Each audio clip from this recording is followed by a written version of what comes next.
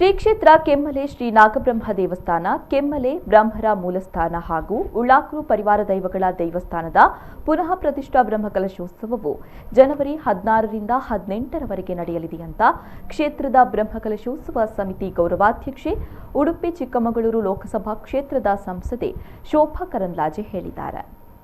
ಮಂಗಳೂರಿನ ಕಂಕನಾಡಿ ಗರೋಡಿ ಬ್ರಹ್ಮವೈದ್ಯರುಗಳ ಕ್ಷೇತ್ರದಲ್ಲಿ ನಡೆದ ಸುದ್ದಿಗೋಷ್ಠಿಯಲ್ಲಿ ಕ್ಷೇತ್ರದ ಬ್ರಹ್ಮಕಲಶೋತ್ಸವದ ಆಮಂತ್ರಣ ಪತ್ರಿಕೆಯನ್ನ ಬಿಡುಗಡೆಗೊಳಿಸಿ ಮಾತನಾಡಿದರು.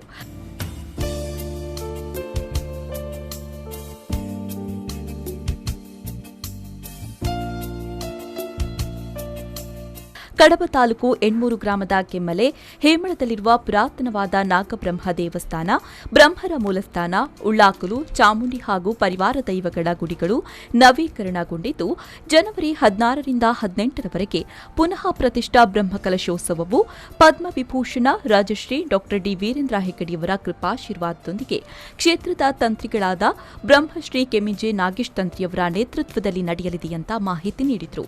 ಕೆಮ್ಮಲೆ ನಾಗಬ್ರಹ್ಮ ದೇವಸ್ಥಾನದ ಬಗ್ಗೆ ಸಾಕಷ್ಟು ಐತಿಹ್ಯವಿದೆ. ಆದರೆ ಅದು ಕಾಡಿನ ನಡುವೆ ಇರೋದ್ರಿಂದ ಹೆಚ್ಚಿನವರಿಗೆ ಅದರ ಬಗ್ಗೆ ಅರಿವಿಲ್ಲದ ಸ್ಥಿತಿಯಿತ್ತು. ಕೇವಲ ಕೋಟಿ ಚೆನ್ನಯ್ಯರು ಮಾತ್ರವಲ್ಲ, ಇಡೀ ಕುಲಕ್ಕೆ ಕುಲದೈವ ನಾಗಬ್ರಹ್ಮರು. ಕೆಮ್ಮಲೆ ಅತ್ಯಂತ ಕಾರಣಿಕದ ಕ್ಷೇತ್ರ. ಕೋಟಿ ಚೆನ್ನಯ್ಯರಿಗೆ ಸಂಬಂಧಿಸಿದ ಯಾವುದೇ ಹೆಸರು ಬಂದರೂ ಮೊದಲು ಕೇಳಿಬರುವ ಹೆಸರು ನಾಗಬ್ರಹ್ಮರದ್ದು. ಈ ಹಿಂದೆ ಶಿಥಿಲಗೊಂಡ ಕ್ಷೇತ್ರದಲ್ಲಿ ಪೂಜಾದಿ ಪುನಸ್ಕಾರಗಳು ನಡೀತಾ ಇತ್ತು. ಊರಿನ ಮಂದಿಗೆ ಅದನ್ನ ಜೀರ್ಣೋದ್ಧಾರ ಮಾಡಬೇಕು ಎನ್ನುವ ಇಚ್ಛೆಯಿತ್ತು. ಎಲ್ಲರ ಸಂಕಲ್ಪದಂತೆ ಇಂದು ಕ್ಷೇತ್ರವು ಜೀರ್ಣೋದ್ಧಾರಗೊಂಡಿದೆ. ಕಳೆದ 2-3 ವರ್ಷಗಳಲ್ಲಿ 1.74 ಕೋಟಿ ರೂಪಾಯಿ ವೆಚ್ಚದ ಕಾಮಗಾರಿಗಳು ನಡೆದಿದೆ ಅಂತ ಮಾಹಿತಿ ನೀಡಿದ್ದಾರೆ. ಕೋಟಿ ಚೆನ್ನಯ್ಯನ ಹೆಸರು ಬಂದ ತಕ್ಷಣ ಕೋಟಿ ಚೆನ್ನಯ್ಯನಿಗೆ ಸಂಬಂಧಪಟ್ಟಂಥ ಯಾರೇ ಇರ್ಬೋದು, ದೈವೈದೇತಿ ಅಥವಾ ಉಳಿದಂಥ ಯಾರದೇ ಹೆಸರು ಬಂದ ತಕ್ಷಣ ಮೊದಲ ಹೆಸರು ಬರುವಂಥದ್ದು ಕೆಮ್ಮಲೆ ನಾಗಬ್ರಹ್ಮಂದು. ದಟ್ಟವಾದಂಥ ಅರಣ್ಯದಲ್ಲಿ ಅವತ್ತಿನ ಸಂದರ್ಭದಲ್ಲಿ ಇರುವ ಕಾರಣಕ್ಕಾಗಿ ಅದು ಪೂರ್ತಿ ಶಿಥಿಲಗೊಂಡಿತ್ತು. ಯಾವುದೇ ಸ್ಥಾನಗಳು ಅಲ್ಲಿ ಅಥವಾ ದೇವಸ್ಥಾನ ಇದು ಯಾವುದೂ ಇರಲಿಲ್ಲ. ಶಿಥಿಲಗೊಂಡಂಥ ಒಂದು ದೇವಸ್ಥಾನದಲ್ಲಿ ಪೂಜೆ ನಡೀತಾ ಇತ್ತು. ಆದರೆ ಊರಿನವರಿಗೆ ಅಪೇಕ್ಷೆ ಇದೆ, ಅದೊಂದು ಚಿಕ್ಕ ಊರು, ಕಾಡಿನೊಳಗೆ ಇರುವಂಥ ಕೇವಲ ಕೆಲವೇ ಕುಟುಂಬಸ್ಥರು ಇರುವಂಥ ಒಂದು ಚಿಕ್ಕ ಊರದು. ಅವರೆಲ್ಲರಿಗೆ ಕೂಡ ಇದನ್ನು ಜೀರ್ಣೋದ್ಧಾರ ಮಾಡಬೇಕು ಅನ್ನುವಂಥ ಮನಸ್ಸಿದ್ರೂ ಕೂಡ ಜೀರ್ಣೋದ್ಧಾರ ಮಾಡುವಂಥ ಶಕ್ತಿ ಅವರ ಹತ್ರ ಇರಲಿಲ್ಲ. ಮಧ್ಯಮ ವರ್ಗದ ಕೃಷಿಕ ಕುಟುಂಬದ ಜನ ಅವರು ಎಲ್ಲರೂ ಸೇರಿ ಇದನ್ನು ನಿರ್ಧಾರ ಮಾಡಿದರು, ಸಂಕಲ್ಪ ಮಾಡಿದರು, ನಾಗಬ್ರಹ್ಮನಿಗೆ ಪ್ರಾರ್ಥನೆ ಮಾಡಿದರು, ಇದನ್ನು ಜೀರ್ಣೋದ್ಧಾರ ಮಾಡುವಂಥ ಶಕ್ತಿಯನ್ನು ನಮಗೆ ಕೊಡಬೇಕು ಅಂತ ಹೇಳಿ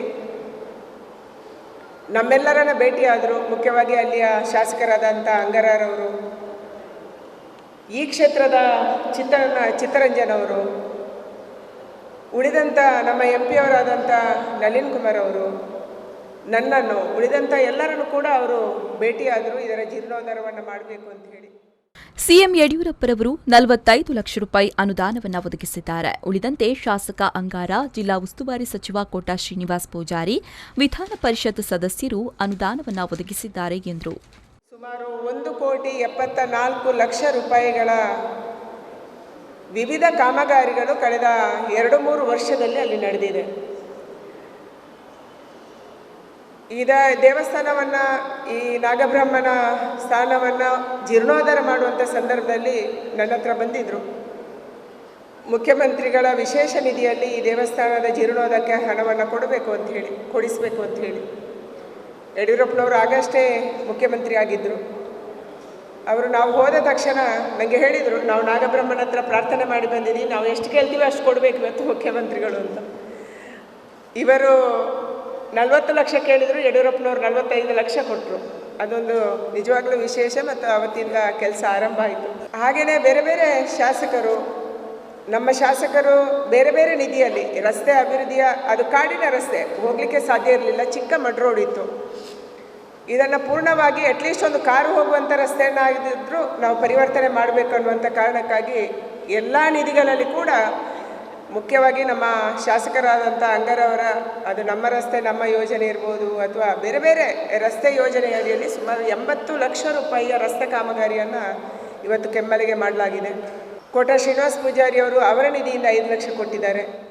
ಜನವರಿ 16, 17 ಮತ್ತು 18ರಂದು 3 ದಿನಗಳ ಕಾಲ ಪುನಃ ಪ್ರತಿಷ್ಠಾ ಬ್ರಹ್ಮಕಲಶೋತ್ಸವ ನಡೆಯಲಿದೆ. ಎಲ್ಲ ಕೋವಿಡ್ ನಿಯಮಗಳನ್ನು ಪಾಲನೆ ಮಾಡಿಕೊಂಡು ಕಾರ್ಯಕ್ರಮ ನಡೆಯಲಿದೆ. ಯಾವುದೇ ರೀತಿಯ ಅನಾನುಕೂಲಗಳಾಗದಂತೆ ಕಾರ್ಯಕ್ರಮವನ್ನು ನಡೆಸಲು ಎಲ್ಲಾ ಸಿದ್ಧತೆಗಳನ್ನು ನಡೆಸಲಾಗಿದೆ ಅಂತ ಹೇಳಿದರು. ಬ್ರಹ್ಮರ ಮೂಲಸ್ಥಾನಕ್ಕೆ ಇವತ್ತು ಏನು ಬ್ರಹ್ಮಕಲಶ 16, 17, 16 ತಂತ್ರಿಗಳಲ್ಲಿಗೆ ಬರ್ತಾರೆ. 17ರಂದು ಬೇರೆ ಬೇರೆ ರೀತಿಯ ಪೂಜಾ ವಿಧಾನಗಳಿದೆ. 18ರಂದು ಬೆಳಿಗ್ಗೆ 9ವರೆಗೆ ಮೂಲ ನಾಗಬ್ರಹ್ಮದೇವರ ಪ್ರತಿಷ್ಠೆ, ಅದಾದ ಮೇಲೆ ಬ್ರಹ್ಮಕಲಶ ಕೂಡ 18ರಂದು ನಡೆಯುತ್ತೆ. ಅದಕ್ಕಾಗಿ ಈ ಭಾಗದ ಎಲ್ಲ ಜನರು ಕೂಡ ಯಾರೋ ಅಲ್ಲಿಗೆ ನಮಗೆ ಗೊತ್ತಿಲ್ಲದಂತೆ ಹಲವಾರು ಶ್ರದ್ಧಾಳುಗಳು, ಹಲವಾರು ಭಕ್ತರು ಬರ್ತಾರೆ. ಗೊತ್ತಿದ್ದು ಕೇಳಿಕೊಂಡು ಹುಡುಕಿಕೊಂಡು ಬರುವಂಥ ಭಕ್ತರು ಕೂಡ ಕೆಮ್ಮಲಿಗೆ ಇದ್ದಾರೆ. ಅದಕ್ಕಾಗಿ ಇವತ್ತು ಇಂಥ ಒಂದು ದೊಡ್ಡ ಕಾರ್ಯಕ್ರಮ ನಡೆಯುವಂಥ ಸಂದರ್ಭದಲ್ಲಿ ನಿಮ್ಮ ಸಹಕಾರ ನಮಗೆ ಬೇಕು. ನಿಮ್ಮ ಪ್ರಚಾರದ ಅಗತ್ಯ ಇದೆ. ಭಕ್ತರು ದೊಡ್ಡ ಪ್ರಮಾಣದಲ್ಲಿ ಅಲ್ಲಿ ಬರಬೇಕು. ಕೋವಿಡನ ಎಲ್ಲ ನಿಯಮಗಳನ್ನು ಪಾಲನೆ ಮಾಡಿ ಅಲ್ಲಿ ಇವತ್ತು ಪೂಜೆಯನ್ನು ಮಾಡಲಾಗುತ್ತೆ.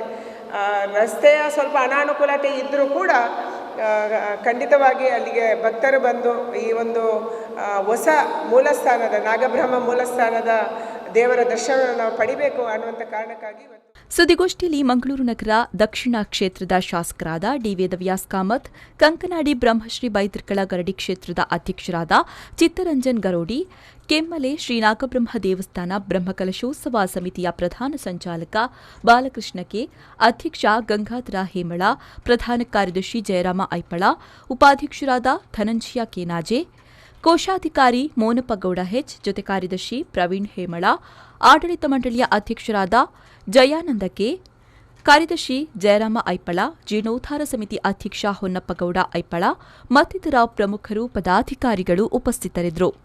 ಕ್ಯಾಮರಾಮ್ಯಾನ್ ಶರತ್ ಜೊತೆ ಗೌತಮ್ ಶೆಟ್ಟಿ, ವಿ4 ನ್ಯೂಸ್ 24/7 ಮಂಗಳೂರು.